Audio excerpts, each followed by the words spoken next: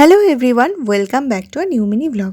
ভিডিওটা শুরুতেই আশা করি রান্নাবান্না দেখে বুঝতেই পারছো যে আজকেও আবার একটা লাঞ্চ মেনু শেয়ার করতে চলেছি। তবে না, শুধু খাওয়া দাওয়া না, তার সাথে রান্নাটাও পুরোপুরিভাবে শেয়ার করব তোমাদের সাথে। এটা ছিল আগের রবিবারের মেনু। আসলে কি, রবিবার বলতেই আমি এর আগে অনেক ভিডিওতে বলেছি, রবিবার মানেই আমার কাছে হলো চিকেন খাওয়ার দিন। কিন্তু এই যে কয়েকদিন ধরে ওয়েদারটা ফ্ল্যাকচুয়েট করছে, এর জন্য না কেন জানি না গত রবিবার আর ইচ্ছে করেনি চিকেন খেতে। মনে হচ্ছিল ডাঁটা আলু বড়ি দিয়ে পাতলা পাতলা মাছের ঝোল খাই। তো মা বাজার থেকে তাই এনেছিল, রুই মাছ এনেছিল, আর সাথে আমার আর একটা পছন্দের জিনিস এনেছিল, মুড়িঘণ্ট খাওয়ার জন্য কাতলা মাছের মাথা এনেছিল।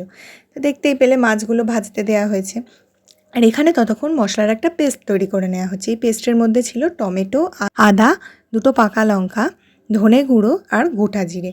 এটা কিন্তু দুটো রান্নাতেই যাবে।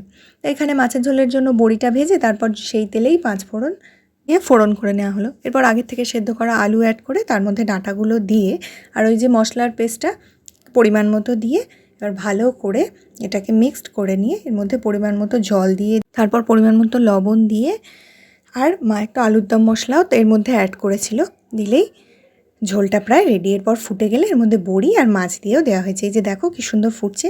এরপর আমার সেই পছন্দের রান্নাটা শুরু হলো। তেলের মধ্যে আলুগুলোকে দিয়ে তার মধ্যে পরিমাণ মতো হলুদ আর তেজপাতা দিয়ে এরপর একে একে কাঁচা পেঁয়াজ, টমেটো আর রসুন গ্রেট করে আস্তে আস্তে দিয়ে তারপর সব কিছু একটু ভাজা ভাজা হয়ে এলে তার মধ্যে আগে থেকে ভিজিয়ে রাখা গোবিন্দভোগ চাল পরিমাণ মতো দিয়ে দিতে হবে।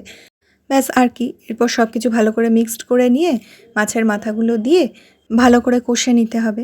এই যে এবার আস্তে আস্তে মাছের মাথাগুলো অ্যাড করা হবে। আমি কিন্তু মুড়িঘণ্ট খেতে ভীষণ ভালোবাসি। তোমরা কারা আমার মতো মুড়িঘণ্ট খেতে ভালোবাসো অবশ্যই কমেন্ট করে জানিও কিন্তু।